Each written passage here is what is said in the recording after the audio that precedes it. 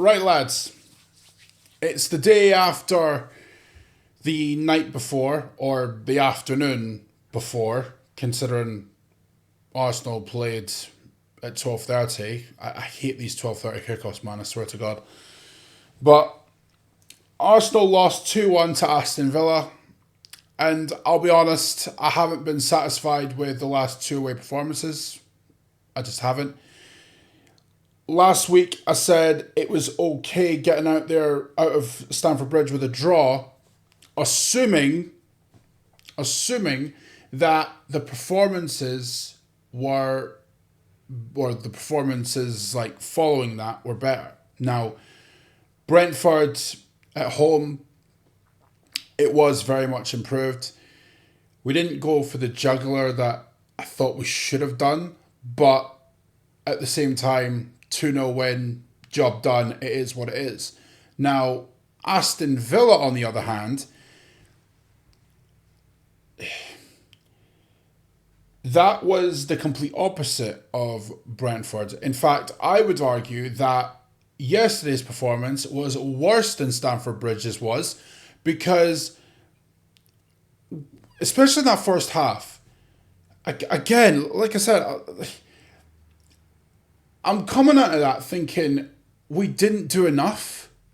Like, and for a title challenging team, that's just not acceptable. I'm sorry, but it's not. Now, I'm not going to go over the top because I don't feel it's warranted. But at the same time, I need to see better from this team away from home. And I feel like that's not...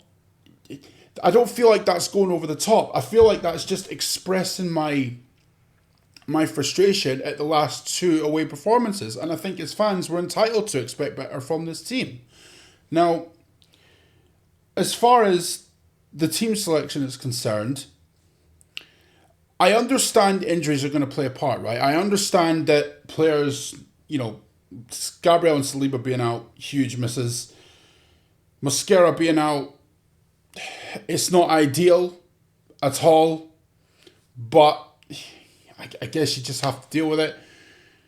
And as a result of that, Ben White's forced to play 90 minutes because we've got no other right backs. Timber's forced to go to centre back because most of the centre backs are out injured. With Hincapie playing at left centre back, who, in my opinion, had a very shaky game. In fact, if you ask me, his best position is probably left back, but that's neither here nor there. And then, of course, you got Calafiori, who's now suspended. Now, I said last week, the amount of injuries these players are picking up, it's down to the sheer amount of games that are being played, and no one will convince me otherwise. Sooner or later, you're going to see several players, not just from an Arsenal perspective, but from other clubs as well, pick up major injuries. And everyone's going to be asking the question, why? You know the reason why. You just don't want to say it. You know the reason. The sheer amount of games that are being played. But Sky won't mention this. The media won't mention this because it doesn't fit the narrative. All they care about is how much money they can get their hands on. Instead, we should be looking at the players' welfare instead of how much money we can grasp. But again, different conversation. Different conversation. Yesterday, we weren't good. We weren't good. First half was poor. Villa were deservedly ahead at half-time, and if you ask me, over the 90 minutes, deserved to win the game. Because I can't say we did enough. Because again, like Stamford Bridge, I'm left wondering, did we do enough? And if I'm being honest with it, the answer is, unequivocally, no. No, we didn't do enough. Now, what I'm not going to do, I'm not going to throw the baby out the bathwater here and say stupid stuff like, oh, title's done and this and that. I'm not going to do that because teams are going to drop points, right? Teams are going to drop points. I understand, like, you're worried that Man City are only 2 points behind us, and yes, I'm worried about that too. But if you, as an Arsenal fan, seriously are saying season's over, we might as well just throw the towel in and essentially throw our toys at the pram, then quite frankly, for me, you are a weak-minded individual. It's as simple as that. Teams are going to have a bit of a dip during a season. It's just how you react to it. Now, me personally, I'm not going to cuss the manager. I'm not going to cuss the players. Yesterday was our worst performance of the season. No question about it. It's just, we just have to improve. It's as simple as that. Now, I've seen a lot of people cussing out Gyökeres over the last 24 hours, which, to be honest, I don't really understand because, he's just coming back from injury. And I'll say the same thing about Odegaard. The reason why I'm not cussing out Odegaard is because I understand he's just coming back from injury. I don't necessarily agree with Mikel Arteta's decision to shift Eze off to the left-hand side and play Odegaard central, but I don't put that on Odegaard. I put that on the manager. There were decisions yesterday where I'm like, don't really know about that. Don't really know about that one. But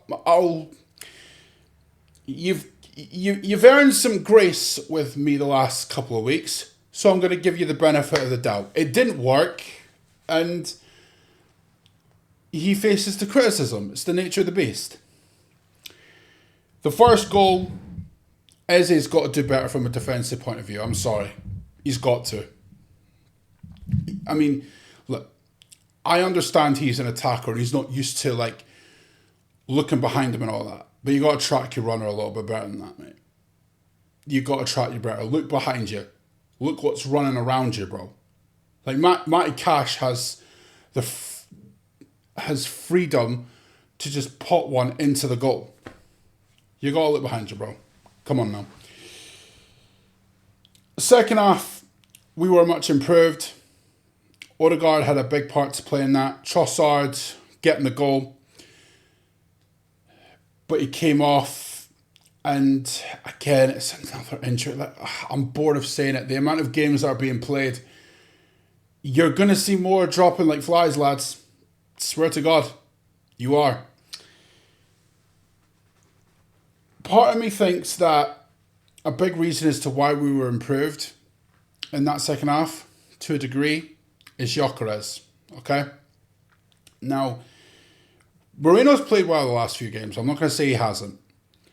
But at the same time, he's not the long-term solution, and neither is Havertz. Right? Because we've seen that. Now,